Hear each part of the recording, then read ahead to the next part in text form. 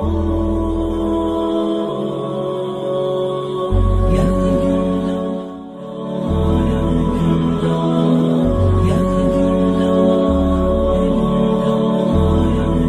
কতটা নবীকে ভালোবেসেছি,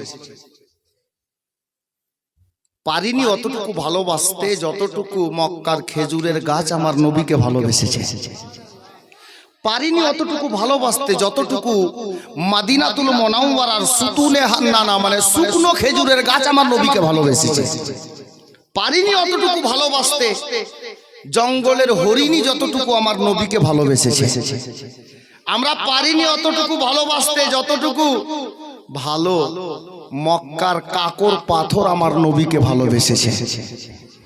নালাইক আবু জেহেলের বন্ধ মুষ্টির মধ্যে বেজান পাথর আমার নবীর প্রেমে, নবীর মহাব্বতে, নবীর কলমা পড়ে মুসলমান হয়ে গেছে। আর আমাদের মধ্যে কিছু ছেলে আছে, আমাদের মধ্যে কিছু ছেলে আছে, কেউ মাইন্ডে নিয়েন না, আমি কিন্তু বুঝাচ্ছি কথাটা। যদি বলা যায় ভাই আস্তে, মা আস্তে কথা বলেন, মা আমার, বোন আমার আস্তে বলেন। যদি বলি যে ভাই পহিলা কালমা কোনটা বলতো, হাওয়া হয়ে যাবে, জানে না, হয়তো বা জানে কিন্তু পহিলা কালমা বলে কোনটাকে এটা জানে না। এক গ্রামে বুঝলেন, আমি প্রথমে কিছু উপমা দিই, আমি কারো নকল করি না ভাই, কোন বক্তা শের শুনে কথা শুনে। এক গ্রামে, তোমরা আসিও না বেটি, বসো, কোন ছেলের হাতে পাঠাবে, মেয়েরা আসবে না এখানে, ঠিক না ভাই? কাউকে ইশারা করবে, কোনো বাচ্চাকে, কোনো ছেলেকে ওকে পাঠাবে, বা ওর থেকে ছোট মেয়ে যারা আছে, যারা নাবালিকা, তাদেরকে পাঠাবে। এক গ্রামে একটা মেয়ে পক্ষ 4-5টা লোক নিয়ে গেছে জামাই দেখতে, বুঝলেন? আমাদের সমাজের কি অবস্থা ওটা বলছি। তো জামাই দেখতে গিয়ে বেটি পক্ষর লোক টিফিন নাস্তা পানি যা হওয়ার হলো, তো বলছে হ্যাঁ জি সন্ধ্যা তো হয়ে গেল, জামাইটাকে নিয়ে এসো দেখি। তো ছেলে সাবালক না হলে তো বেটার বাপ বিয়ে দেয় না, সাবালক ছেলে, জওয়ান ছেলে, ও এসে চেয়ারে বসলো। তো ছেলের বাবা এসে ছেলের পিছনে দাঁড়াইলো, চেয়ারের পিছনে। তো যা নাম ঠিকানা জিজ্ঞেস করার পরে, নাম ঠিকানা জিজ্ঞেস করার পরে বেটি পক্ষের একটা লোক বলছে হারে বাবা সবই তো ভালো বললি, যাই হোক তো একটু পহিলা কালমাটা পড়তো। তো জওয়ান ছেলে মাথা নিচ্ছে, ও জানে না যে পহিলা কালমা বলে কাকে, জানে না। কে দিলে রে? হ্যাঁ তোর মা আসেনি রে, 10 টাকা দিবে না রে। ছেলেটা সোজা চলে আছে, তো ছেলেটা চিন্তা করে নিয়েছে, তো ও বলতে পারে না যে বাবা বল না, তুই জানবে তাহলে তুই যে পহিলা কালমা কোনটার নাম, ও জানেই না। তো পিছনে ওর বাপ দাঁড়িয়ে ছিল, ছেলেটার বাপ, ও চেয়ারের পিছনে একটা ফাঁকা থাকে না, যে ছিদ্র ছিদ্র, পিছন দিয়ে আঙুলি দিছে ওর পিঠে, নকল পাস করছে। বোকা বইলা দে না আলহামদুলিল্লাহ রাব্বিল আলামিন।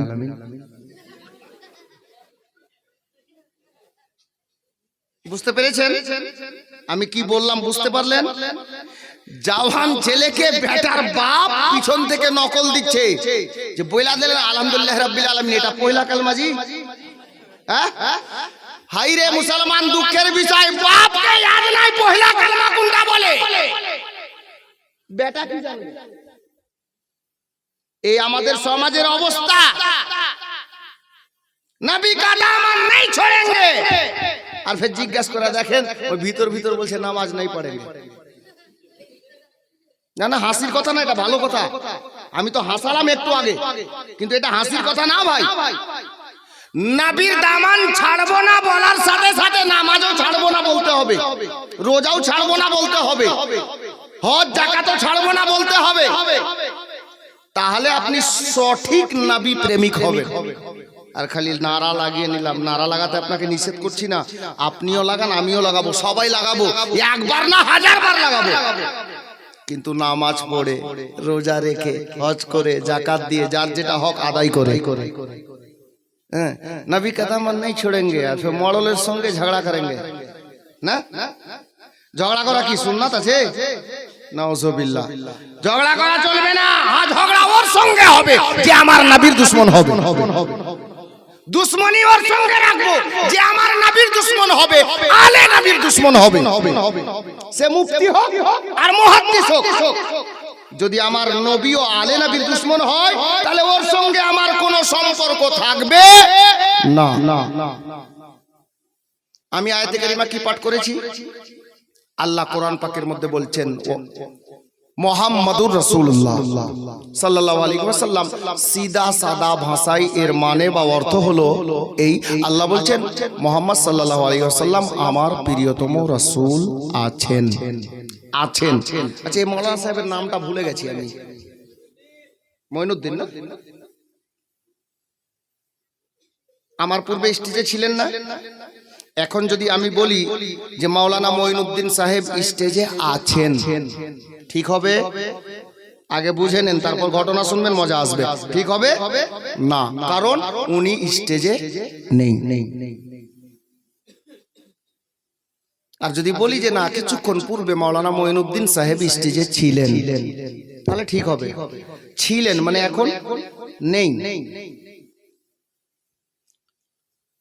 আমার নবী হাজির ও নাজির, আমার নবী হাজির ও নাজির। কাকে জিজ্ঞেস করবেন? মৌলানা সাহেবকে, হাফিজ সাহেবকে, কারি সাহেবকে, বক্তা সাহেবকে, মৌলানা সাহেবকে, মুফতি সাহেবকে? আপনি কোরআনকে জিজ্ঞেস করেন? হয় না হয় পেটের জন্য আসমাউল মিথ্যা কথা বলতে পারে, ইমাম সাহেব বলে দিতে পারে, মুফতি সাহেবও বলে দিতে পারে। তো কাউকে জিজ্ঞেস করা লাগবে না, সুন্নি মুসলমান কোরআনকে জিজ্ঞেস করেন।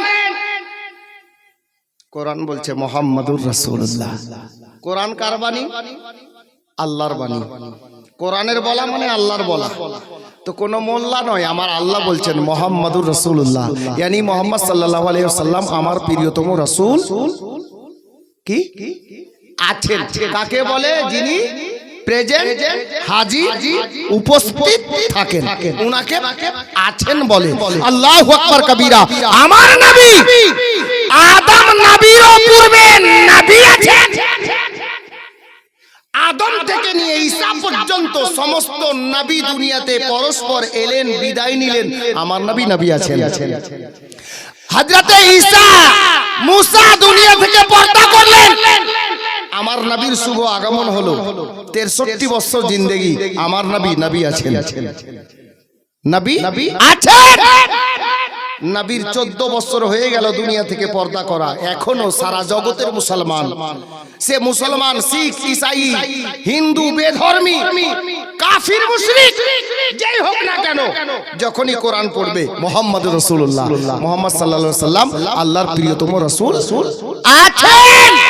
কিয়ামতের সকাল পর্যন্ত সারা কায়নাতের কোরআন পড়নে वाला এটাই বলবে। তো এটা কোন কোরআন পড়নে वालाর কামালিয়াত নয়, আল্লাহ ডাইরেক্ট বলছে মুহাম্মদ সাল্লাল্লাহু তাআলা আলাইহি ওয়াসাল্লাম আমার প্রিয়তম রাসূল আছেন। ছিলেন না, আমার নবী যেমন পূর্বে আছেন, এখনো আছেন, তা কিয়ামত আছেন। জোরে বলুন। নবী কারো জন্য মরতে পারে, আমাদের জন্য মরেননি। যাদের নবী মরেছে ওরা বুঝবে, আমাদের নবী মরেননি, শুধু স্থান পরিবর্তন করেছেন। নবী আমার জিন্দা, হায়াতুন নবী, জিন্দা নবী। अब যেই নবীকে আল্লাহ কোরআনে প্রিয়তম রাসূল বলে ডাক দিলেন, ওই নবীকে কেমন ভালোবাসবেন বা ভালোবাসা উচিত। নবীকে যদি পরিপূর্ণ আকারে আপনি ভালোবাসেন নিজের জান থেকে, তাহলে লাভ কি হবে একটু শুনি। মদিনাতে এক ইহুদি ছিল, মা বোন এবার ধ্যান দেন। মদিনাতে এক ইহুদি ছিল। ইহুদির বাড়িটা মদিনার এক গলিতে রাস্তার ধারে ছিল। জওয়ান ছেলে, সাবালক ছেলে। তো ওই ইহুদি একটাই ছেলে, তো ইহুদির স্ত্রী এবং ইহুদি সকাল সন্ধ্যা উঠতে বসতে আমার নবীর শানে বেয়াদবি করতো, কটু কথা বলতো, খারাপ কথা বলতো, গালাগালি করতো। তো একটা জওয়ান ছেলে যদি প্রতিদিন এই ঘুষকিটোলা গ্রামের আপনার বাড়িতে যদি কেউ আপনার ছেলে শুনে এই আমাদের ইমামটা ভালো না, এই ওই মানে উল্টো পাল্টা সব সময় যদি মা আর বাপ বলে, তুই জওয়ান ছেলেটার মনে কি যাবে? মনে তো এটা যাবে নিশ্চয়ই লোকটা খারাপ আছে, নাহলে ডেলি বলে, তার মানে আমার মা বাবার দুশ্মন আছে লোকটা। এটা আমাদের ধারণা হবেই, কারণ মা বাবা উঠতে বসতে খেয়ে না খেয়ে সবসময় যদি ওনার কথাই বলেন তো অটোমেটিক আমার দিলেও ঘৃণা জন্মিয়ে যাবে। সেম কেস মদিনাতে ঘটেছিল। বেরাদার, বাবারা, ভাইরা, মা বোনেরা, ওই ইহুদির জওয়ান ছেলে নিজের বাড়িতে উঠতে বসতে সকাল সন্ধ্যা দুপুর বিকাল মার বাবার মুখে আমার প্রিয় আকা মাওলা মোহাম্মদ আরবি সাল্লাল্লাহু তাআলা আলাইহি ওয়াসাল্লামের শানে যখন বেয়াদবি মা বাবা করে, উল্টো পাল্টো বলে, কটু কথা বলে, ইহুদির জওয়ান ছেলেটা শুনতে শুনতে বাবা একদিন মনে মনে চিন্তা করলো, নিশ্চয়ই মোহাম্মদ আরবি আমার মা এবং আমার বাবার দুশ্মন আছে, নইলে সকাল সন্ধ্যা মা বাবা ডেলি খেয়ে না খেয়ে ওই লোকটার কথা কেন বলে? পৃথিবীতে এমন কোন ছেলে নেই যে নিজের মা আর বাবার দুশ্মনকে দেখতে চাইবে। ওই ছেলেটা এটাই বলবে, আমার মা বাবার দুশ্মন যেন দুনিয়াতে না থাকে, আমার মা বাবা যেন সুখ শান্তিতে থাকে। এ বেরাদার, ইহুদির বাড়িটা ছিল রাস্তার ধারে। ইহুদির বেটার মনে একটা ধারণা এলো, মনে একটা বাবা কথা জেগে গেল, বলে চল রে মন, আর দেরি করব না, আমার মা বাবার দুশ্মনকে আর বাঁচিয়ে রাখবো না। এ বেরাদার, ছেলেটার মনের ফয়সলা কি হয়েছে একটা বার শোনার আগে বলেন নাউজুবিল্লাহ। এ বেরাদার, ইহুদির জওয়ান ছেলেটা মনে মনে ফয়সলা নিয়েছে, আগামী সকাল বেলাতে যখন সকাল হয়ে যাবে, খালি তলোয়ার নিয়ে, নাঙ্গা তলোয়ার নিয়ে বাড়ির গেটের বাইরে রাস্তায় দাঁড়িয়ে যাব, আর মোহাম্মদ আরবি যখন এই রাস্তা দিয়ে আসবে গো, এই নাঙ্গা তলোয়ার দিয়ে তার গলাটা কেটে দেব। আস্তাগফিরুল্লাহ। এটা ইহুদির বেটার ধারণা যে মোহাম্মদ আরবি যখন এই রাস্তা দিয়ে আসবে, এই তলোয়ার দিয়ে কাজ সেরে দেব, আমার মা বাবার দুশ্মন আর দুনিয়াতে থাকবে না। যা বেটা তুই দাঁড়া, তোর কি হয় দেখ। ইহুদির বেটা ঠিক তার পরদিন নাঙ্গা তলোয়ার নিয়ে রাস্তায় দাঁড়িয়ে গেল। বাবারা, ভাইরা, মা বোনেরা, ইহুদির ছেলে নাঙ্গা তলোয়ার নিয়ে দাঁড়িয়ে গেছে, আমার মায়ার নবীকে মারবো বলে, গলা কেটে নেবে বলে। কিন্তু আমার নবী যে ইলমে গায়বের সংবাদদাতা নবী গো, আমার নবী পাককে খবর আছে বাবা যে ইহুদির জওয়ান ছেলে আমাকে মারার জন্য রাস্তায় তলোয়ার নিয়ে দাঁড়িয়ে গেছে। এ বেরাদার, আল্লাহর নবী মসজিদে নববী শরীফ থেকে সেই দিন বেরিয়ে ওই রাস্তা বাদ দিয়ে অন্য রাস্তা দিয়ে চলতে লাগলেন বাবা। সেই দিন থেকে ওই রাস্তা চলা আমার মায়ার নবী বন্ধ করে দিলেন। ওই রাস্তাতে যাবেন না। মারনা তুই মারবি তো? আমার নবী তো ইলমে গায়বের সংবাদদাতা নবী, নবী আমার এরকম ওই রাস্তা চলা বন্ধ করে দিলেন। ইহুদির বেটাটা সকালে দাঁড়ায় আর বিকালে বাড়িতে ঢুকে, আমার নবীর সঙ্গে দেখা হয় না, ডেলি দাঁড়াতে লাগলো। কয়েকদিন কেটে যাওয়ার পরে আহা, আমার নবী তারপর দিন মানে কয়েকদিন পর মসজিদে নববী শরীফ থেকে বেরিয়ে ওই রাস্তা দিয়ে চলতে লাগলেন, যে রাস্তা দিয়ে চললে পরে ইহুদির বেটার সঙ্গে দেখা হবে। আর আজকেও ইহুদির বেটা আবার তলোয়ার নিয়ে রাস্তায় দাঁড়িয়েছে। আপনারা বলবেন মাওলানা, আমার নবী কি আজকে জানেন না আজকে ওই রাস্তা দিয়ে কেন যাচ্ছেন? বাবারে, এ জওয়ান ভাইরা, আমার মা বোনেরা, রাইটার বা কেতাব লিখক যিনি লিখেছেন এই ঘটনাটিকে, উনি বলছেন আল্লাহ গো, ওই ইহুদির বেটার জায়গাতে যদি আমি থাকতাম আমার ভাগ্যের তালা খুলে যেত। তো আপনি জিজ্ঞেস করেন লেখককে, রাইটারকে, যে ভাই আপনি এটা কথা কেন বললেন? উত্তরে কি বলছেন জানেন? আমার নবী কেন আজকে ওই রাস্তা দিয়ে চলতে লেগেছেন গো? এ বেরাদার, বলা হয়েছে কিতাবে, আল্লাহর নবী আল্লাহ পাক পরওয়ারদিগারে আলাম রাহমাতাল লিল আলামিন বানিয়ে দুনিয়াতে পাঠিয়েছেন। বাবা আমার মায়ার নবীর দয়া হয়ে গেছে, মায়ার নবীর দয়া হয়ে গেছে। ওই ইহুদির বেটার নামটা জাহান্নামীদের লিস্টে আছে। আমার দয়ার নবী ইহুদির জওয়ান বেটাকে জান্নাত বানানোর জন্য মসজিদে নববী শরীফ থেকে বেরিয়ে ওই রাস্তা দিয়ে চলতে আরম্ভ করেছে। নবী আমার জান্নাতি বানাতে যাচ্ছেন, এ বেরাদার। আর আজকে ওই নবীর আওলাদ সিলসিলায়ে চিশত আহলে বেহেশতের পরস্ফুটিত ফুল আলে রাসূল হুজুর সৈয়দি মাসউদ মিয়া কলিমি, হুজুর সৈয়দ মাসরুর আহমদ কলিমি আলাইহির রহমাত, ইনারা এসে অনেক গুনাহগারকে গুনাহ থেকে বাঁচিয়ে জান্নাতের রাস্তা দেখিয়ে দিচ্ছেন। মুআজ্জাজ আমার বাবা ও ভাইরা, জওয়ান ছেলেরা, খুব মজার কথা আছে, শুনে যান। এই ঘটনা শেষ করব, একটা কারামাত বলবো, তারপর দোয়া হয়ে যাবে। শোনেন, আমার মায়ার নবী রাস্তা দিয়ে ওই চলতে আরম্ভ করেছেন ইহুদির জওয়ান বেটাকে বাবা জান্নাতি বানানোর জন্য। রাস্তা চলতে আছেন বাবা, চলতে চলতে মায়ার নবী দয়ার নবী আমার গো ইহুদির বাড়ির আশেপাশে যখন চলে আসছেন, ইহুদির বেটা দাঁড়িয়ে ছিল রে ভাই। ইহুদির বেটার নজরখানা আমার মায়ার নবীর চেহারাতে পড়েছে। আল্লাহু আকবার কবীরা। মায়ার নবীর চেহারাতে যেমন ওই ছেলেটার নজর পড়ে যাওয়া, আল্লাহ আল্লাহ, ছেলেটা আমার নবীকে মারার জন্য দাঁড়িয়েছিল, তলোয়ারটা হাতে নিয়েছিল। কিন্তু কসম খোদার, রাইটার এটাই লিখেছেন রে বাবা, ওই ইহুদির বেটা যেমনই মায়ার নবীর চেহারার প্রতি নজর দিয়েছেন গো, ইহুদির জওয়ান বেটার চোখের পলকটাও আর নড়ে না। আমার মায়ার নবীর চেহারা দেখে চাতক পাখির মতো তাকিয়ে রয়ে গেছে। কেন থাকবে না? আমার নবীর চেহারার ব্যাপারে কিতাবে এসেছে, মায়ার নবীর নূরি চেহারা, আল্লাহু আকবার, আসমানের 14 তারিখের পূর্ণিমার চাঁদের চাইতেও বেশি সুন্দর আমার মায়ার নবীর চেহারা। এ বেরাদার, আমার মায়ার নবীর চেহারাতে নজর পড়েছে। এখন ছেলেটা মারার জন্য দাঁড়িয়ে আছে, কিন্তু ও কি বলতে চাইছে জানেন?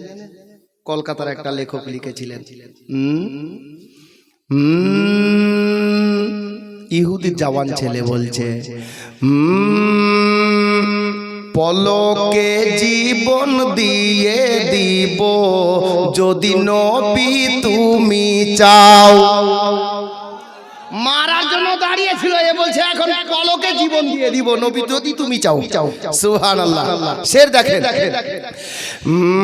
পলকে জীবন দিয়ে দিব যদি নবী তুমি চাও, পলকে জীবন দিয়ে দিব যদি নবী তুমি চাও। আর জি আমার এই জীবনে একবার দেখা দাও, পলকে জীবন দিয়ে দিব যদি নবী তুমি চাও, পলকে জীবন দিয়ে দিব যদি নবী তুমি চাও। বেরাদার, আমার নবী চলছেন, ছেলেটা নবীর চেহারার দিকে তাকিয়ে আছে গো। আমার মায়ার নবী কিন্তু ছেলের দিকে তাকান নয়। আল্লাহর প্রিয় হাবিব এক কদম দুই কদম করতে করতে ছেলেটার সামনে এসে দাঁড়িয়ে গেল। এই ইহুদির বেটা, তোর কিসমত চমকে গেছে রে, তোর কিসমত চমকে গেছে রে ভাই। এই ইহুদির বেটা, আর তোকে জাহান্নামের আগুন স্পর্শ করবে না রে, জান্নাত তোর জন্য অপেক্ষা করবে। সেটাই হয়েছিল বাবা। দেখেন বাপ, আল্লাহর নবী ওই ছেলেটার সামনে দাঁড়িয়ে গেছেন। ইহুদির বেটা আমার নবীর নূরি চেহারার দিকে তাকিয়ে আছে। আল্লাহর নবী এবার দাঁড়িয়ে যাওয়ার পরে নিজের পবিত্র নজর মোবারক খানা একটু উপরে তুলে তাকাচ্ছেন, ওই ছেলেটার চেহারার দিকে তাকাচ্ছেন। আমার আকা মাওলা তাজদারে মদিনা ছেলেটার দিকে তাকানোর সময়ে একটা সুন্দর করে মুচকি হাসি দিয়ে দিলেন। জোরে বলুন সুবহানাল্লাহ। বেরাদার, বাবারা, ভাইরা, মা বোনেরা, আমি বলতেছিলাম বাবা, আমার মায়ার নবী দয়ার নবী ছেলেটার দিকে তাকালেন, মুচকি হাসি দিলেন, নিজের নজর মোবারক খানা নিচে করে নিলেন গো। আর যেই দিকে যাওয়ার দরকার আমার নবী চলে গেলেন, ওই ছেলেটা ওখানে দাঁড়িয়ে থেকে গেল। আমার নবী চলে যাওয়ার পরে ছেলেটার ঘুম ভাঙার মতো বাবা ঘুমটা ভেঙে গেল। ওই ছেলেটার সামনে থেকে নবী যে চলে গেছেন ছেলেকে খবর নাই, কারণ আমার নবীর চেহারা দেখে ছেলেটা নবীর প্রেমে পড়ে গেছে। বহুদিন পূর্বে এই গজলটাও বাবা আমি লিখেছিলাম, কি জানেন? আমার পাগল মন, আমার পাগল মন ওই মদিনার প্রেমে পড়েছে। আমার পাগল মন ওই মদিনার প্রেমে পড়েছে। যেতে যদি পারতাম আমি সোনার মদিনায়, ঘুরে ঘুরে যেতাম আমি নবীজির রওজায়। যেতে যদি পারতাম আমি সোনার মদিনায়, ঘুরে ঘুরে যেতাম আমি নবীজির রওজায়। ওরে ওই মদিনার ধুলা বালি, ওই মদিনার ধুলা বালি গায়ে মাখিতাম। আমার পাগল মন ওই মদিনার প্রেমে পড়েছে। আমার পাগল মন ওই মদিনার প্রেমে পড়েছে। বেরাদার, মায়ার নবী চলে গেলেন, ছেলেটা বাড়ির মধ্যে গেল। এখন তলোয়ারখানা রেখে দিয়ে মাকে আর বাবাকে বলতেও পারে না। যেই নবীর মাথা কাটার জন্য ছেলেটা দাঁড়িয়েছিল, ওই ছেলেটা এখন ওই নবীর প্রেমে পড়ে গেছে। মা বাবাকে বলতে পারে না। এ নবীর দিওয়ানারা শোনো গো, আল্লাহর নবীর আশিক কাকে বলে একটু পরিচয় নাও বাবা। মদিনার ইহুদির বেটা, মুশরিকের বেটা, বেদিনের বেটা, কাফিরের বেটা রে ভাই, এখনো কলমা নসিবে জুটে না। ইহুদির ছেলে আর কিছুই ভালো লাগে না, না মাকে ভালো লাগছে, না বাবাকে ভালো লাগছে, না খাবার ভালো লাগছে, না বাড়ি ঘর ভালো লাগছে, আত্মীয় স্বজন ভালো লাগে না, পাড়ার লোক ভালো লাগে না। কি করে লাগবে গো? সারা কায়নাতের মধ্যে, আল্লাহর সৃষ্টি জগতের মধ্যে সবার চাইতে অতি সুন্দর মহান ব্যক্তির চেহারা যে ওই ইহুদির বেটা আজকে দেখে নিয়েছে গো। আমার ইহুদির বেটার অন্তরে আমার মায়ার নবীর মহব্বত প্রবেশ করে গেছে। এই নবীর দিওয়ানাকে আর কিছুই ভালো লাগছে না, কিন্তু মাকেও বলতে পারে না, বাবাকেও বলতে পারে না। কয়েকটা দিন কেটে যাওয়ার পরে ছেলেটা আর নিজেকে থামতে না পেরে বাবাকে ডাক দিয়ে বলছে, জওয়ান ছেলে, আব্বা কি হলো রে বেটা? বলে যদি অর্ডার পাওয়া যায় আব্বা, আমি মদিনার মার্কেটের দিকে, বাজারের দিকে একটু যেতাম। আল্লাহ আল্লাহ, ইহুদির জওয়ান বেটা। ইহুদি বলল, বেটা রে জওয়ান ছেলে তুমি যাবে যাও, আমি বাধা দিচ্ছি না রে বেটা, কারণ জওয়ান ছেলের পার্সোনাল কিছু কেনাকাটার ব্যাপারও থাকে। বাবারা, ভাইরা গো, হযরতে গেরামি, ইহুদি বলল, বেটা যাবি যা, কিন্তু একটু খেয়াল করে যাস। কি বলেন তো বাবা? ইহুদির বেটা আব্বার কাছে ছুটি নিল কি বলে? মদিনার মার্কেটে যাব, মদিনার বাজারে যাব, কিন্তু মা আমার বোনেরা গো, এই ছেলেটা আদেও বাজার করতে যাবে না, জামা কিনতে যাবে না, মার্কেটিং করতে যাবে না, শপিং করতে যাবে না, খেজুর কিনতে যাবে না, বাজার সবজি কিনতে যাবে না। তবে কেন যাবে জানেন গো? বাবাকে যদি বলি নবীকে দেখতে যাব, যেতে আমাকে দেবে না। আমি এই জন্য বাবাকে বললাম একটু মদিনার বাজারে যাব গো।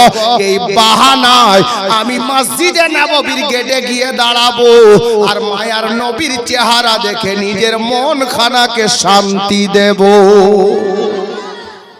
ইহুদির জওয়ান ছেলে এই বলে বাড়ি থেকে বেরোলো গেল। শর্ট করছি বাপ, রাত অনেকটা হয়ে গেছে। ইহুদির জওয়ান ছেলে গিয়ে মসজিদে নববীর গেটে দাঁড়ালো। আমার নবীকে খবর আছে যে ছেলেটা আমাকে দেখতে এসেছে। ভাই হাজরাতে নবী পাক মসজিদে নববী শরীফের মধ্যে কিছু সাহাবীদেরকে নিয়ে এক সাইডে কোনো এক জায়গায় উনি কিছু দিন ইসলামের আলোচনা করছিলেন। আর ওই ছেলেটা বেধর্মী তো, কাফির মুশরিক, তো মসজিদে ঢুকতে পারছে না। উকি মেরে মেরে তাকাচ্ছে নবী কোন দিকে আছেন, কিন্তু আমার নবীকে খবর আছে যে আমার দিওয়ানা আমাকে দেখতে এসেছে। আহা, আমার নবী কি করলেন, ওখান থেকে নিজের নুরানি চেহারাটা, ছেলেটা যেই গেটের দিকে দাঁড়িয়ে ছিল আমার নবী নিজের নুরানি চেহারাটাকে ফিরিয়ে দিলেন। ছেলেটা ওখান থেকে দেখে নিজের মনটাকে শান্তি দিল। আহা, ইনি তো দয়ার নবী। নিজ তো নিজ গায়ের পর দুশ্মনের বেটা নবীকে দেখতে এসেছে। আমার নবী নিজের চেহারাটা ফিরিয়ে দেখিয়ে দিয়ে তার মনটাকে সান্ত্বনা দিল। আল্লাহ আল্লাহ। ছেলেটা বাড়ি গেল, দু কদম বাড়ির দিকে, আবার এক কদম এদিকে ফিরে চলে আসছেন। ইচ্ছে করছে না যে যাই। আহা, আমার বাবারা, ভাইরা, মা বোনেরা, অবশেষে বাড়ি তো যেতেই হলো বাপ। কিন্তু ছেলেটা নবীকে দৈনিক দেখতে না পেয়ে এতটা অসুস্থ হয়ে গেল, আস্তে আস্তে দানা পানিও ছেড়ে দিল। একমাত্র ইহুদির বেটা, একটাই ছেলে, আর ইহুদি পয়সাওয়ালা লোক গো। ওই মদিনার শহরের মধ্যে ইহুদির ছেলে এতটা অসুস্থ হলো, কেতাব লেখক বলছেন অল্প দিনের মধ্যে শরীরে মাংস বলতে বুঝতে পারা যাচ্ছে না, শুধু চাম দিয়ে হাড়গুলো ঢাকা আছে, কঙ্কালের মতো হয়ে গেছে ছেলেটা। এমন পর্যায়ে দাঁড়িয়ে গেছে ছেলেটা, দাঁড়ানো তো দূরের কথা, বসে থাকতে পারছে না, বিছানার মধ্যে বাবা পড়ে গেছে। কারো ছেলে, একটাই ছেলে যদি এরকম হয় তো বাবা মাকে দেখবেন ভিটা বাড়ি বিক্রি করেও ছেলেকে ভালো করার চেষ্টা করে, তাই না? ইহুদি পয়সাওয়ালা লোক, টাকার বলে ডাক্তার কবিরাজ বড় বড় হাকিমদেরকে ডেকে আনলো। সবাই চিকিৎসা করলো, কোনো অসুখ পাওয়া গেল না। তো অসুখ না পাওয়া গেলে ওষুধ দিবে জি। সব ডাক্তার বলে গেল একটাই ভাষা যে ভাই ইহুদি, শোনো, তোমার ছেলের কোনো অসুখ পেলাম না, যতদিন দানা আছে বাঁচবে, যা খেতে চাই, যা দেখতে চাই তা দেখিয়ে দাও, খাইয়ে দাও, শুনিয়ে দাও, যা করার করে নাও, যতদিন দানা আছে বাঁচবে, এর কোনো ওষুধ নেই। অসুখ থাকলে তো পাবে ডাক্তার, অসুখই তো নেই, ই আলাদা অসুখ আছে। আল্লাহ আল্লাহ।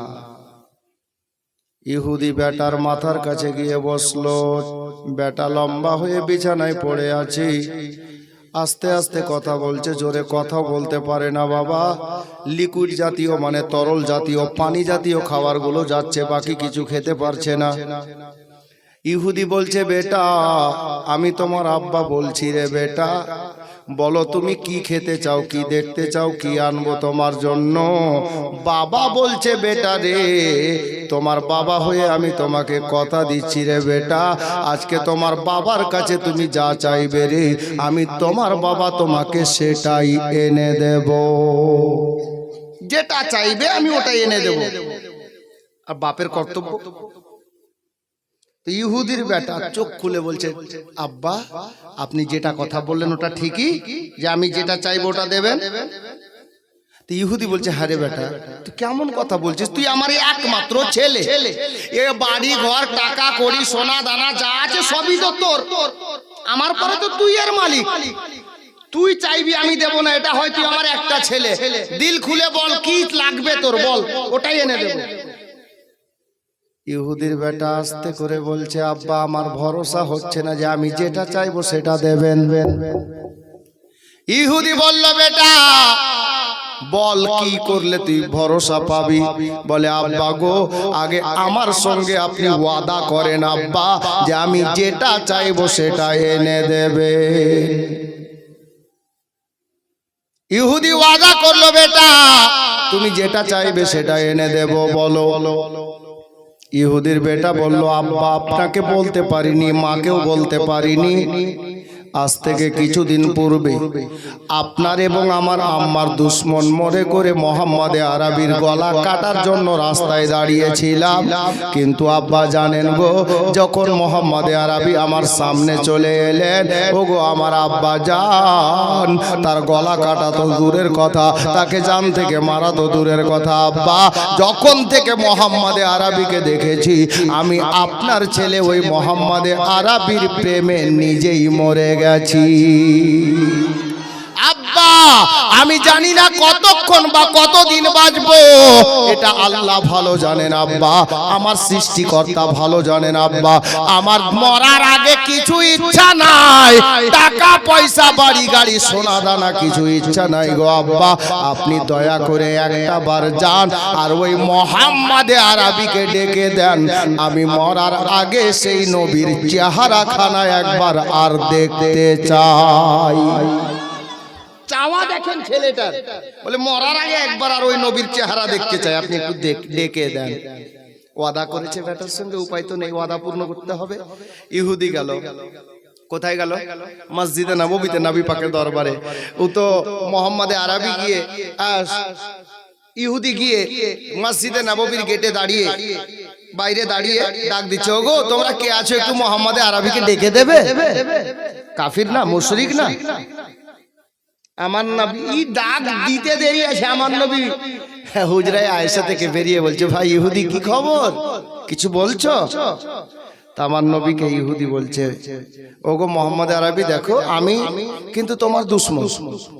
ডাইরেক্ট বলছে, আমি কোনোদিন তোমাকে ভালোবাসিনি, তোমাকে আমি কি বলে ভালো বলিনি, তবে আজকে আমি একটা কারণে তোমার নিকটে এসেছি। কি বলো ভাই? আমার নবী তখন আদব সহকারে কথা বলছেন। কি ভাই বলো?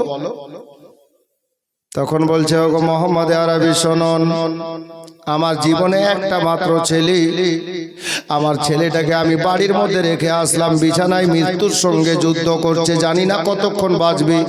ওয়াদা করেছি আপনাকে ডেকে দেব, আমার ছেলেটার ইচ্ছা হলো, মোহাম্মদ আরবি গো, আমার ছেলেটার শেষ বাসনা হলো এটা, মরার আগে আপনার চেহারা একবার দেখতে চাই আর আপনাকে ডেকে দেব, এটা আমি তার বাবা ওয়াদা করেছি, যার জন্য আপনাকে ডাকতে আসলাম, দয়া করে আমার বাড়িতে একটু চলুন। আমার নবী বলেন, ঠিক আছে চলো। যাওয়ার বেলাতে আল্লাহর নবী মসজিদে নববী শরীফের মধ্যে যত সাহাবী তখন উপস্থিত ছিলেন, বাবা আমার নবী বললেন, সাহাবীরা তোমরাও আমার সঙ্গে ইহুদির বাড়িতে যাবে। চলতে লাগলেন। মসজিদে নববী থেকে বেরিয়ে অল্প রাস্তা আমার নবী চলেছেন, পায়ে হেঁটে যাচ্ছেন, দাঁড়িয়ে গেলেন, সাহাবীরাও দাঁড়িয়ে গেলেন। ভাই আল্লাহর নবী বলছেন সাহাবীদেরকে লক্ষ্য করে, ওরে আমার সাহাবীরা বলো তো, তোমরা যে আমার সঙ্গে ইহুদির বাড়িতে যাবে, ইহুদির বাড়িতে যাওয়ার পরে তোমরা ওখানে কি দেখবে? সাহাবীরা বলছে, ইয়া রাসূলুল্লাহ, আল্লাহ এবং আল্লাহর রাসূল ভালো জানেন আমরা কি দেখব, আমরা কি করে বলবো কি দেখব?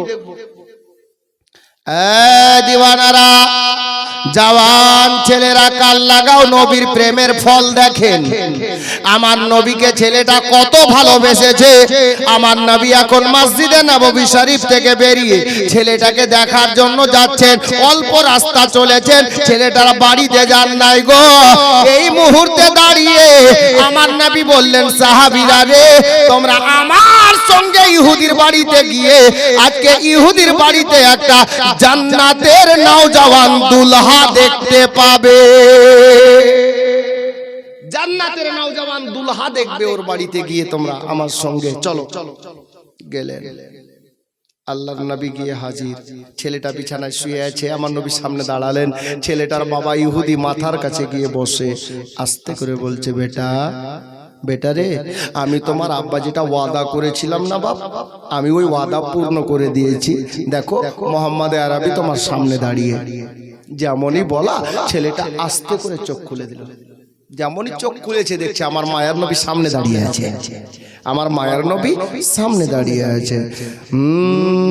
জীবনে মরণে শয়নে শরণে থাকো যে তুমি আমার সোনে, তবুও জীবনে কিসেরি কারণে দেখা না দাও আমার নয়নে, জীবনে মরণে শয়নে স্মরণে। এটাকে নাদ বলাও যাবে, মানকাবাত বলাও যাবে। এটা ইশক মহব্বতের শেরে একটা ছন্দ বলবো, যার জন্য এটা বলতে লাগলাম। সে দেখুন দেখুন, গগনে পবনে নীরব বনে যেদিকে তাকাই সারা ভুবনে, গগনে পবনে নীরব বনে যেদিকে তাকাই সারা ভুবনে, ভাসিয়া উঠে চোখেরি কোণে তোমার স্মৃতি আমার নয়নে, জীবনে মরণে শয়নে স্মরণে। বেরাদার বাবারা ভাইরা, ছেলেটা চোখ খুলে আমার দয়ার নবীকে দেখে মুচকি হাসি দিয়ে বলছে, হুজুর আপনি চলে এসেছেন? হ্যাঁ বাপ আমি চলে এসেছি, বলো কি খবর?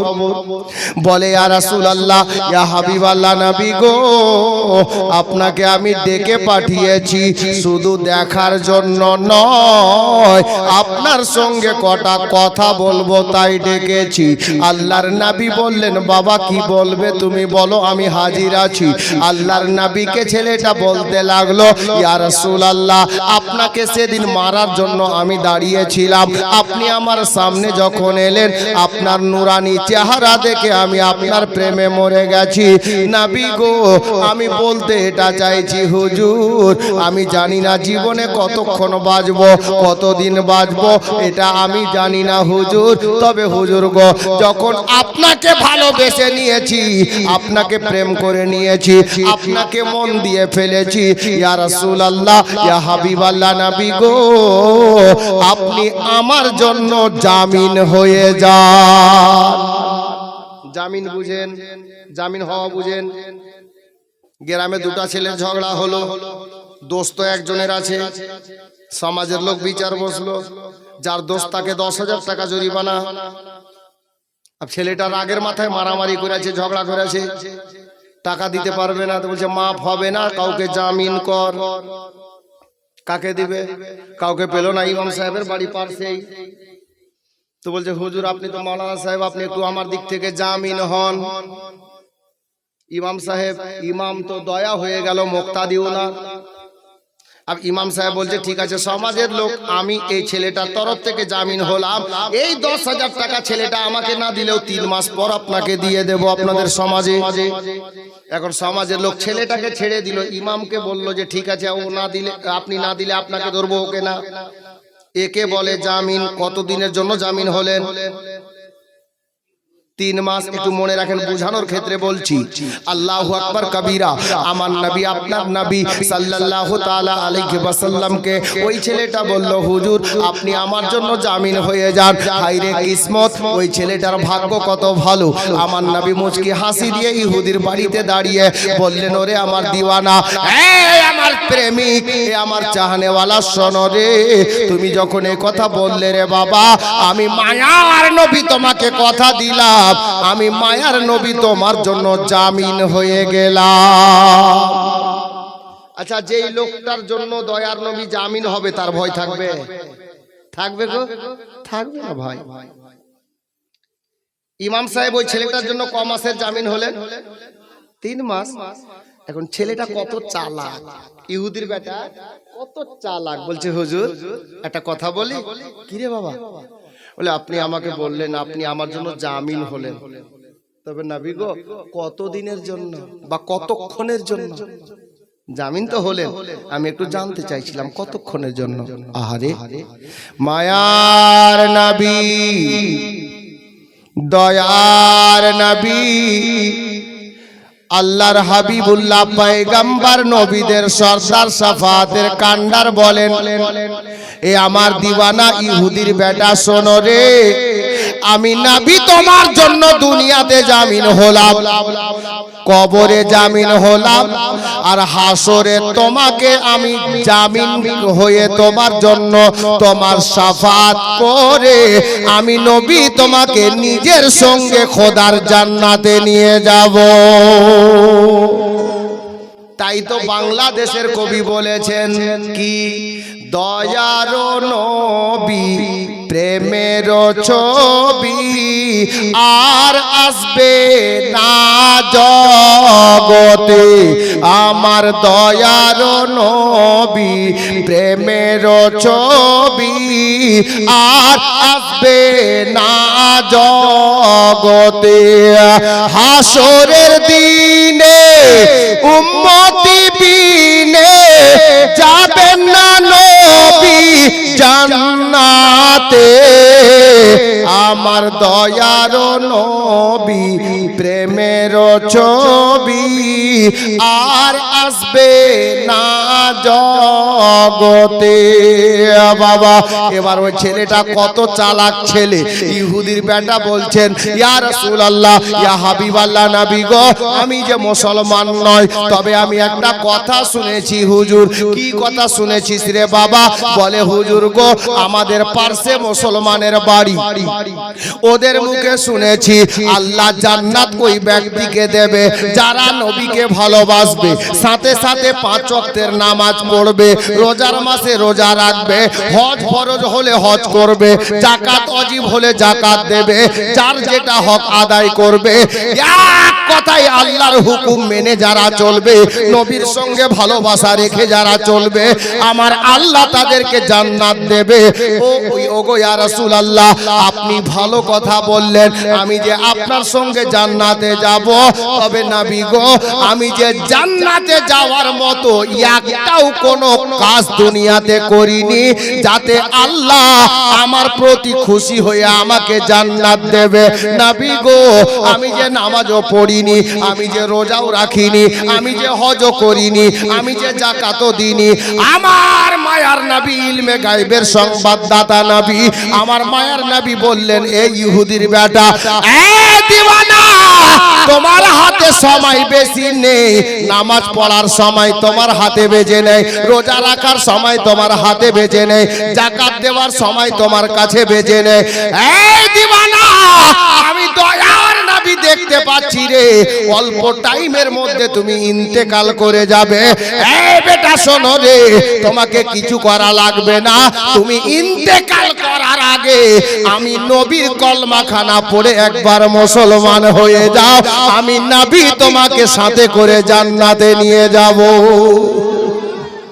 বাবারা, ভাইরা, মা বোনেরা, ইহুদির বেটা বলছে, হুজুর আর দেরি করিয়েন না, আমার নবী কলমা শরীফ পড়িয়ে দিলেন, আশহাদু আল্লা ইলাহা ইল্লাল্লাহু ওয়া আশহাদু আন্না মুহাম্মাদান আবদুহু ওয়া রাসূলুহু সাল্লাল্লাহু তাআলা আলাইহি ওয়া সাল্লাম। নবীর কলমা খানা পড়ে ওই ইহুদির বেটা মুসলমান হয়ে গেল। এ ব্রাদার, আমার নবী দাঁড়িয়ে আছেন, ইহুদি মাতার কাছে দাঁড়িয়ে আছে, সাহাবীরা নবীর পিছনে দাঁড়িয়ে আছেন। বাবা, অল্প 2-4 মিনিটের মধ্যে দেখতে পাওয়া গেল ইহুদির বেটা আছে বটে বিছানাতে, তবে ইহুদির বেটার প্রাণ পাখিখানা মাইনাস হয়ে গেছে, ইন্তেকাল করে গেছে। একবার সকলে পড়ি, ইন্না লিল্লাহি ওয়া ইন্না ইলাইহি রাজিউন। বাবা, ইহুদির বেটা ইন্তেকাল। আপনাদের এদিকে যারা হিন্দু ভাই আছে, আমাদের ওদিকেও আছে। তা আমি ছোট্টবেলায় দেখেছি, আমাদের ওইদিকে এক ধরনের হিন্দু আছে, বুঝলেন?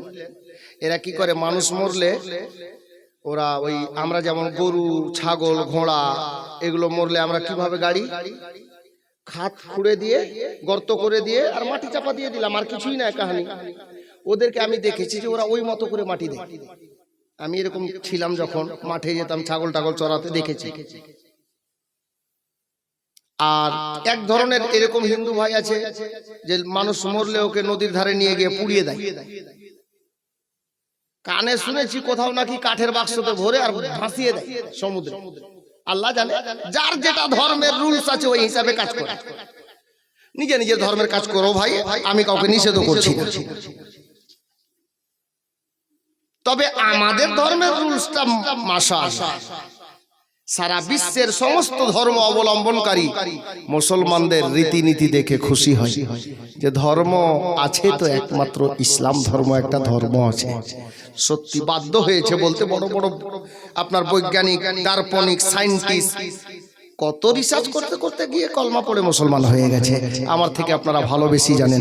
মুআজ্জাজ হযরতে গেরামি ইহুদি কি বলছে জানেন? ছেলেটা যখন ইন্তেকাল করে গেল, আমার নবীকে বলছে, ওগো মোহাম্মদ আরবি, আমি তো ইহুদি ধর্মের লোক, আমার ছেলেটা তো মারা গেল, ইন্তেকাল করলো, আপনি যদি রেখে চলে যান তো আমাদের সমাজের লোক তো আর মুসলমানদের মতো মাটি দেবে না, যেরকম নিয়ম আছে ওই নিয়মের কাফন দাফন হবে। তো আমি বাবা হিসাবে আপনাকে অর্ডার দিচ্ছি, যেহেতু ছেলেটা মুসলমান হয়ে গেছে, মুসলমান হয়ে মারা গেছে, তো আপনি আমার ছেলেটাকে নিয়ে চলে যান, ইন্তেকাল করা ছেলেকে নিয়ে চলে যান, আর ইসলাম ধর্মের মধ্যে মুসলমানদের যা রীতি নিয়ম আছে ওই মতো করে দাফন কাফন করে দিয়ে। আমার নবী বললেন সাহাবীদেরকে, সাহাবীরা চলো জান্নাতি দুলহার জানাজা খানা কান্দায় তুলো আর মসজিদে নববী শরীফে নিয়ে চলো।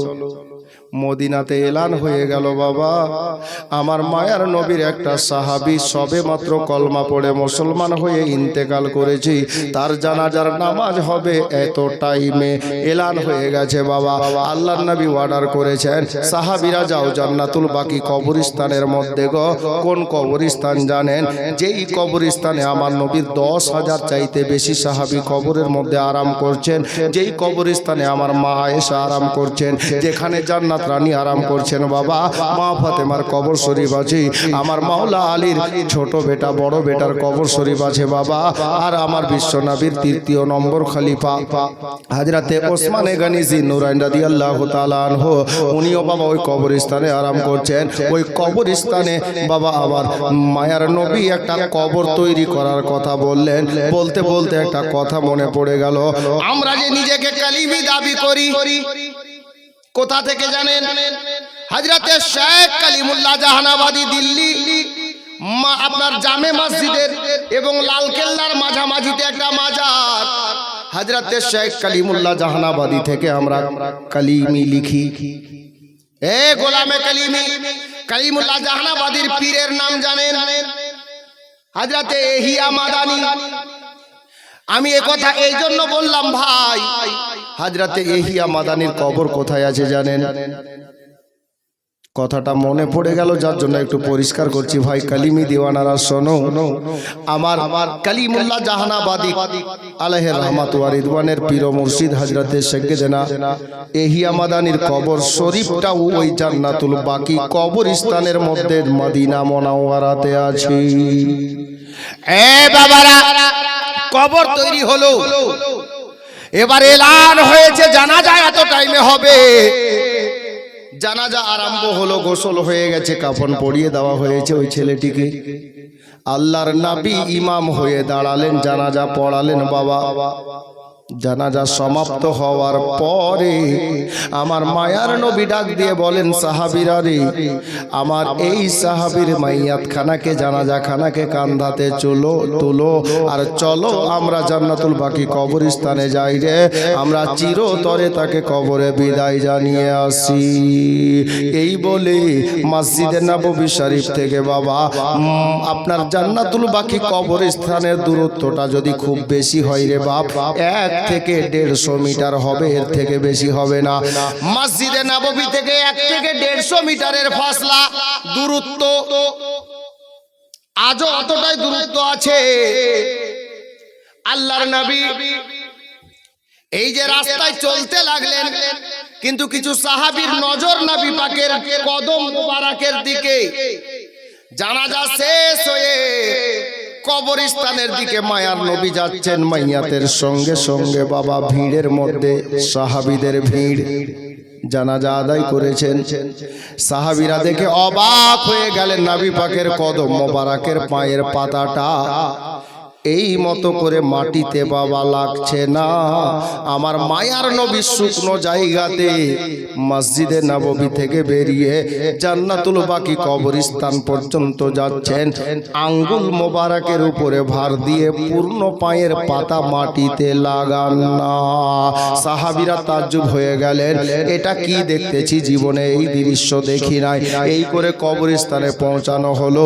আমার মায়ার নবী বললেন, সাহাবীরা তোমরা একটু সরে যাও রে, আমি নবী আমার দিওয়ানাকে নিজের হাতে করে কবরে নামিয়ে দিই। এ বেরাদার, আল্লাহর নবী কবরের মধ্যে তাশরিফ নিয়ে গেলেন। যেমনই কবরে নেমেছেন, সাহাবীরা লক্ষ্য রেখেছেন মায়ার নবী কবরে নামার সাথে সাথেই কবরের মধ্যে দাঁড়িয়ে মুচকি মুচকি হাসতেছিলেন। জোরে জোরে বলুন না সুবহানাল্লাহ। ইমাম সাহেবকে জিজ্ঞেস করবেন, কবরস্থানে গিয়ে হাসাটা চরম বেয়াদবি। কেউ হাসবেন না কবরস্থানে গিয়ে, যা পারবেন দোয়া দরুদ পড়বেন, স্বভাব হবে। হাসবেন না, দুনিয়াবি গল্প করবেন না। কবরকে দেখেন আর নিজের মরণকে স্মরণ করেন যে এই কবরে আমাকেও একদিন আসতে হবে। হাসবেন না। এখন আপনি প্রশ্ন তুলবেন, হুজুর নবী পাক হাসছিলেন? এ বাপ, নবী পাক হাসছিলেন, উনি নূরি, আমরা খাকি। কেন হাসছিলেন? বাস ঘটনা শেষ হয়ে গেছে, 2-3 মিনিটের মধ্যে শেষ হয়ে যাবে ঘটনা। আল্লাহর নবী মুচকি মুচকি হাসছেন কবরে নেমে। তারপর আমার নবী ডাক দিচ্ছেন, সাহাবীরা রে দাও, আমার দিওয়ানার মাইয়াটাকে দাও, আমার হাতে দাও, আমি নবী চিরতরে তাকে কবরে শুইয়ে দিই, রেখে দিই। কবর শরীফ থেকে বাবা আমার দয়ার নবী বেরিয়ে এলেন। নবী পাকের নূরি বদন মোবারকে যে কামিজ মোবারক মানে জামা মোবারক ছিল, পূর্ণ জামাটা আপনার পাসিনা বেরিয়ে আমার মায়ার নবীর জামাখানা বাবা ভিজে গেছে। সাহাবীরা অবাক, যে তিনটা আপনার কি বলে জিনিস দেখলো, এই তিনখানা অপূর্ব দৃশ্যখানা দেখে তিনারা অবাক হয়ে গেলেন। আজ পর্যন্ত জীবনে এরকম দৃশ্য নজরে পড়েনি বাবা। মা বোনেরা, বাবারা, ভাইরা গো, আল্লাহর প্রিয় নবীকে পরক্ষণে বাবা সাহাবীরা জিজ্ঞাসা করেছিলেন, ইয়া রাসূলুল্লাহ, আপনার তিনখানা দৃশ্য আমরা দেখেছি, যেটা আমরা কোনোদিন জানাজায় দেখিনি, এই কারণটা আমরা বুঝতে পারি না। আমার নবী বললেন, বাবা বলো কারণটা কি ছিল? আল্লাহ আল্লাহ, বলো কি কি দৃশ্য দেখেছো? ওই দৃশ্যগুলো বলা হলো। আমার নবী উত্তরে বলছেন, সাহাবীরা তাহলে উত্তরটা শোনো। বলো তো বাবা, আমার ওই সাহাবীর জানাজাতে লোক কত হয়েছিল?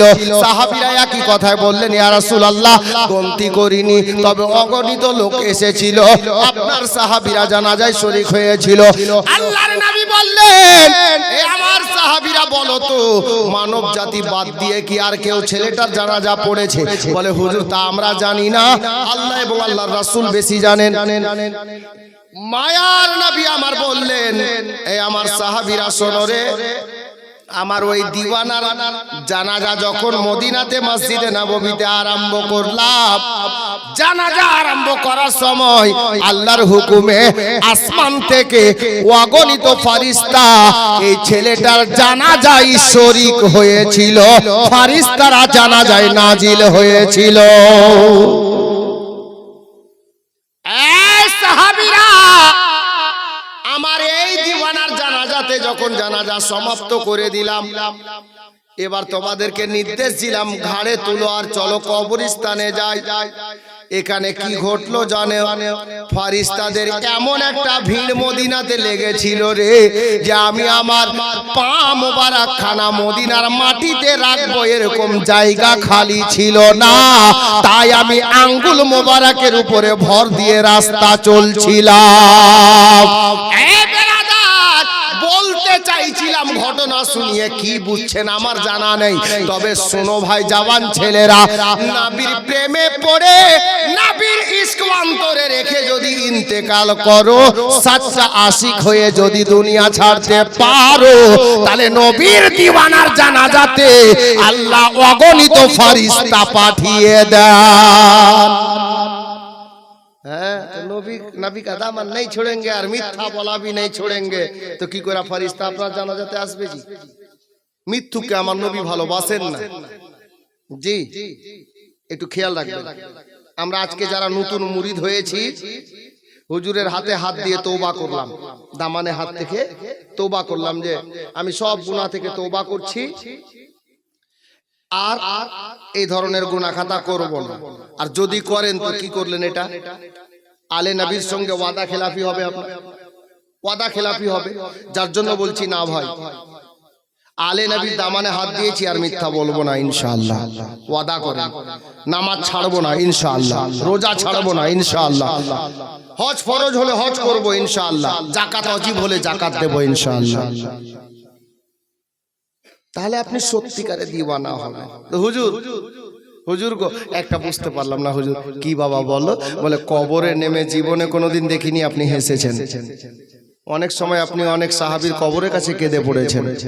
আর মা ফাতেমার মা হযরতে মা খাদিজাতুল কুবরা যখন মক্কা শরীফে ইন্তেকাল করেছিলেন, তো ওনার কবরের কাছে আপনি এত কেঁদেছিলেন যেটা তো বর্ণনা করার বাইরে।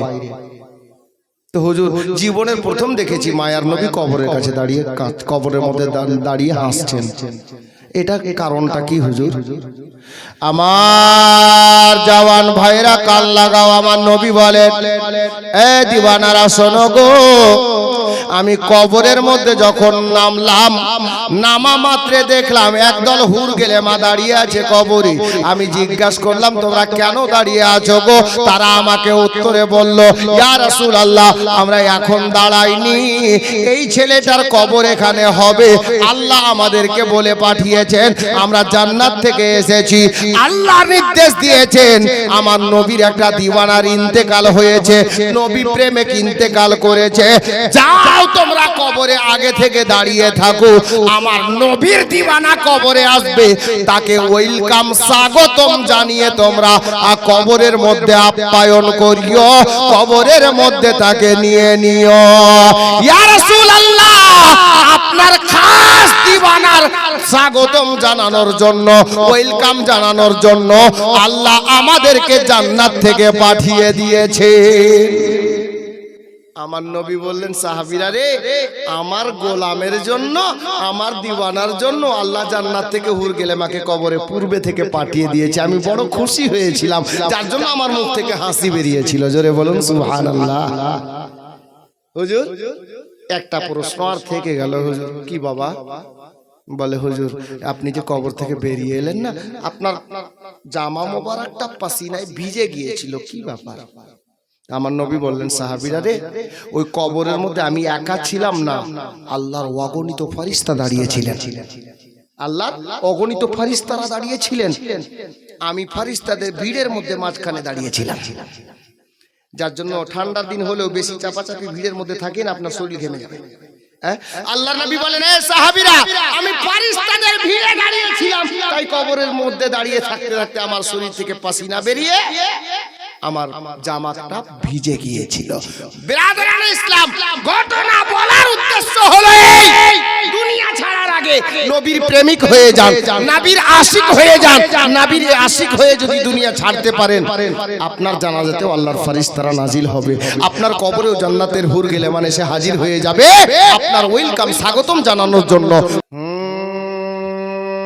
কভি মা বাপ না রুঠে, বলা যাবে, বলা যাবে, থকে গেছে, চার্জ করলে বলে দেব। कभी माँ बाप न रूठे, किसी की माँ न रूठे, किसी का बाप न रूठे, कभी माँ बाप न रूठे। माँ अपने बच्चे को कैसे रातों में सुलाती है, মা নিজের বাচ্চাকে রাতে কিভাবে ঘুম পাড়াচ্ছে দেখুন। মা अपने बच्चे को कैसे रातों में सुलाती है, खुद भूखी सो जाती है माँ, खुद भूखी सो जाती है, बच्चे को दूध पिलाती है। खुद भूखी सो जाती है, बच्चे को दूध पिलाती है। तो माँ की अजमत जो ना समझे, जन्नत को तरसे, कभी माँ बाप न रूठे, किसी की माँ न रूठे, किसी का बाप न रूठे, कभी माँ बाप न रूठे। भाई तुम्हारा नाम की? নাসিউল, আর ওটা আকবর। মমিন, মমিন মানে এই শুনেন না, মমিন মানে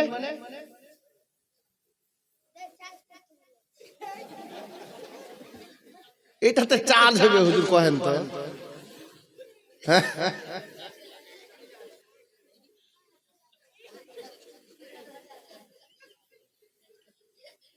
ঠিক আছে জি, ঠিকই আছে।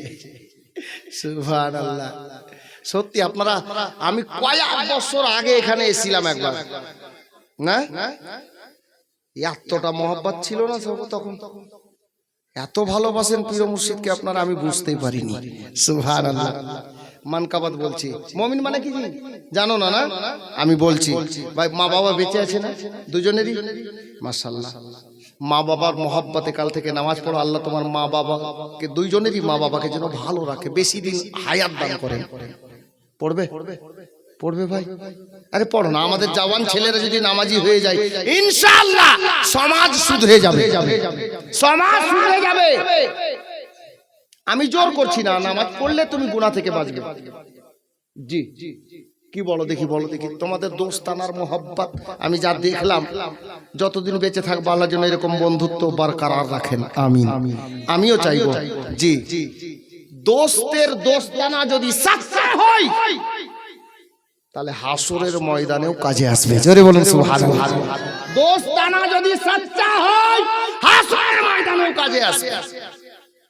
ওইরকম দোস্ত হবে দুনিয়াতে, যেমন আমার নবীর সঙ্গে হযরতে আবু বকরের দোস্তানা। এই দোস্তানা কাজে আসবে হাসরে ইনশাআল্লাহ। কি বলো, পড়বে নামাজ তুমি? মুমিন ভাই, এর মুমিন মানে জানো না? আমি বলছি, দাঁড়া আগে বলুগো। তোমার আকবর তো একটা বাদশার নাম জি, আকবরী মসজিদ। না না হুজুর, আমি বলে দেবো ইনশাআল্লাহ, আমি বলে দেবো মুমিন মানে কি, মুমিন কাকে বলে বলছি। আকবর ভাই বলুক আগে, তাহলে ওর নামের শেষে যে মুমিন উপাধি, ওর মানেটা বলে দেবো ইনশাআল্লাহ। হ্যাঁ এই পিঙ্কির মাও কি না বলছি রে, বাপ রে। এরা বসে বলি সাহেব ওইদিকে ধ্যান দিয়েছে, আমরা এদিকে গল্প করালে ফাঁক পেয়েছে। সুবহানাল্লাহ। হ্যাঁ, এরা খালি যখন গজল বলবেন না, এরা চুপ থাকবে। মানে আমাদের বাঙালি যা অবস্থা, বক্তা যখন গজল বলে এরা খুব পছন্দ করে, আর যদি গজল না বলে ঠিক এটা বক্তা ভালো না, কেটে কেন আর পরে ডাকা যাবে না। মানে গজল না বললে বক্তা চলবে না, এরকম ব্যাপার আছে কিছু কিছু মা বলে। মা গজল তো এত আছে, আমি 3 ঘন্টা খালি বিনা দেখা গজল বলতে পারবো, চিপসে লোড আছে। আমি একবারও মোবাইল দেখাচ্ছি দেখিনি, অনেক গজল আছে, আমি নিজে গজল লিখি। যাই হোক, আকবর ভাই কি বলো, পড়ছো নাকি? লেখাপড়া চলছে? কাজ করো কোথায়? দিল্লি? ইলেকট্রিক গলা তুমি, মাইক ম্যান ডেকোরেটর না তোমারই এগুলো? কত এত বড় বড় মৌলবি তোমার মাইকে কথা বলছে, তুমি নামাজ পড়ছো না? হাজি বাপরে, মাইকটা কত ভালো, তার থেকে তোমার হাসিটা আরো ভালো। সুবহানাল্লাহ, হাসছে কত সুন্দর জি, মাশাআল্লাহ। আকবর ভাই বলো, পড়িও নামাজ। নারে তাকবীর, নারে রিসালাত, ফয়জানে কলিমি। মাশাআল্লাহ, আলহামদুলিল্লাহ। দেখেন দোস্ত, মুমিন ঈমানদারকে বলে, ঈমানদারকে মুমিন বলে। আমরা জানি মুমিন মানে জোলহা, না, এটা ভুল কথা। মুমিন মানে জোলা নয়, মুমিন ঈমানদারকে বলে। জি বুঝতে পেরেছো? আমি উত্তর দিয়ে দিয়েছি, বাধা থাকলাম না। বেরাদার, অনেকক্ষণ থেকে মানকাবাত হয়নি, তাই না? বাংলা না উর্দু? বাপ রে, উর্দু বুঝতে পারবা, বুঝো।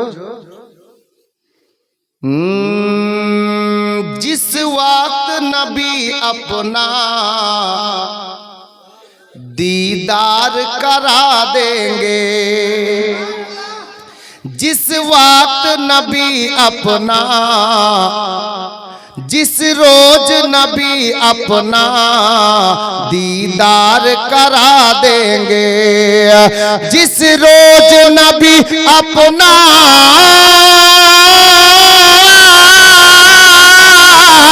जिस रोज नबी अपना दीदार करा देंगे, सरकार कलीमी पर हम जान लुटा देंगे, सरकार कलीमी पर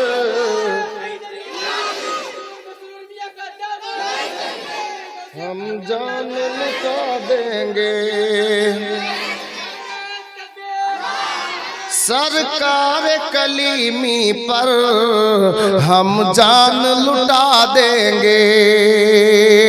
एक शेर सुनो, गर पूछे कोई तुझसे क्या मसरूर मियाँ देंगे, যদি কেউ জিজ্ঞেস করে যে মাসরুর মিয়াঁ তোমাকে কি দিবে, তুমি যে দামান ধরলা কি দিবে, अब কি দিবে তার শেষের লাইনটা দেখবেন, गर पूछे कोई तुझसे क्या मसरूर मियाँ देंगे, गर पूछे कोई तुझसे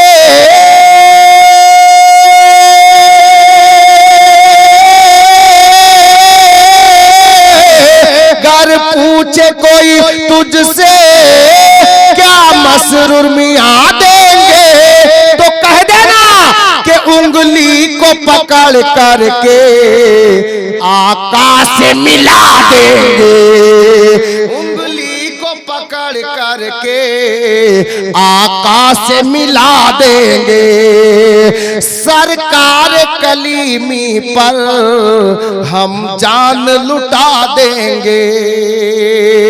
बिरादार, লম্বা করছি না, আপনার কি বলে সিরনির ব্যবস্থা আছে?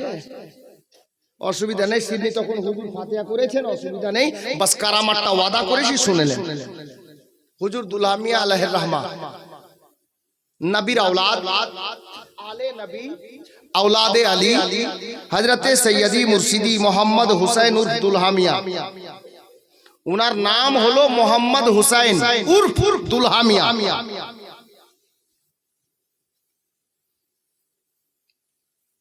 उनी मीरानपुर काटरा शरीफे खानकाहे हुसैनिया कलीमियाते तशरीफ फरमा। जिनारा হুজুরের শেষ জালসা শুনতে গিয়েছেন, ওখানে কিন্তু এই কারামাত বলেছিলাম আমি, আর এবারই এই কারামাতটা পেয়েছি আমি কোন বই থেকে। তো হুজুর দুলহা মিয়াঁ আলাইহির রহমা খানকায় বসে আছেন, আর আপনারা জীবনী বক্তার নাম শুনেছেন মাওলানা তাইমুর হুসাইন আলাইহির রহমা, ইন্তেকাল করে গেছেন ঝাড়খণ্ড পিয়ারপুর। হ্যাঁ পিয়ারপুর, সুলতানের বাবা, ঠিকই। मौलाना सुल्तानेर मेयर भी एखाने। ए बेटीटा आइছে কি গে মা? কোনটা বেটি গে? আসেনি? ও ঠান্ডার দিন আর ও জানছে বেটি কি আমার বাপও তো বক্তা। হ্যাঁ এগুলা শুনা শুনাম পাইকা আছে নাকি? ঠিক বলেছেন হুজুর, আমার বাপও বক্তা, আমরা শুনা হয়ে গেছি পোক্তা। সুবহানাল্লাহ। যাই হোক, আচ্ছা শুনেন, মাওলানা সুলতান সাহেবের আব্বা মাওলানা তাইমুর হুসাইন আলাইহির রহমা, উনি যখন লেখাপড়া করছিলেন কোথায়? বারেলি শরীফে। বারেলি শরীফ কাটা শরীফ থেকে দূরত্ব কতটা? প্রায় 45 থেকে 47 কিলোমিটার, এতটা দূরত্ব। তো মাওলানা তাইমুর হোসেন সাহেব বলছেন যে বহুদিন থেকে তো এসেছি, আর উনার পীর ও মুর্শিদ হুজুর দুলহা মিয়া, তো উনি বলছেন যে বাড়ি তো যাব, তো নিজের পীর ও মুর্শিদের বাড়ি তো কাছেই আছে, এখান থেকে 40-45 কিলোমিটার বা 47 কিলোমিটার দূরে, তো বাড়ি যাওয়ার আগে একবার হুজুরের সঙ্গে দেখা করে আসি। নিজের বন্ধুদেরকে বলছেন, ক্লাস ফ্রেন্ডদেরকে, আরে বাড়ি তো চলে যাব ঝাড়খণ্ড, তো চল একটু হুজুর দুলহা মিয়ার কাছে দেখা করে আসি। যাব না, কিছু ছেলে বলছে যাব না, বলছে আরে চল না, দেখা করাও হবে আর পোলাও খাওয়াও হবে, দেখা করাও হইবে আর পোলাও খাওয়াও হইবে। গল্প কোথায় হচ্ছে? হ্যাঁ বুঝেন, গল্প হচ্ছে বারেলিতে, আর হুজুর দুলহা মিয়া কোথায় আছেন? কাটরাতে, প্রায় 45-47 কিলোমিটার দূরে। যখন খাওয়ার কথা কয়েছে না, পোলাও নাম শুনলেই মনে হয়েছে যে কালকে হয়তো পাইলে ভালো হতো। হ্যাঁ জি, তো হুজুর দুলহা মিয়ার দরবারে গেলে চল দেখা করাও হবে আর একটু পোলাও খাওয়াও হবে। ঠিক আছে চল, তাহলে গাড়ি ধরলো। তারপরে দিনই ওনার টিকিট, বাড়ি যেতে হবে। এসে হুজুর দুলহা মিয়ার সঙ্গে সালাম কালাম হলো, দেখা হলো।